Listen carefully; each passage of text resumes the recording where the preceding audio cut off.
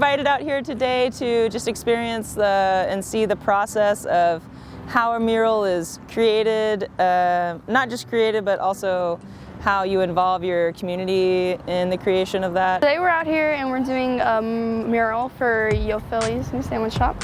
And first we touched up this one and now we're working on the next one.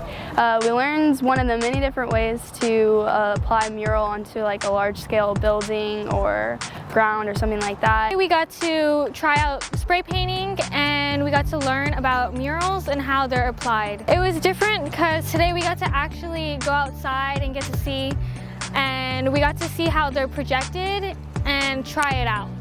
I think it's really cool that we get to learn a new media and a new technique, and we can apply that in the classroom to some of our own artwork. So our muralist mainly works in spray paint, and so he did a really great demonstration to start off, and he had the kids kind of experiment with making marks using spray paint cans, which none of them had really had much experience with before. I mean, we're getting involved in our community, so the kids get to feel connected to their city, and you know, you can read about it or practice it in a classroom, but getting some like real-world application is an invaluable experience for the kids, and just seeing that these opportunities are available for them and they can do these things too.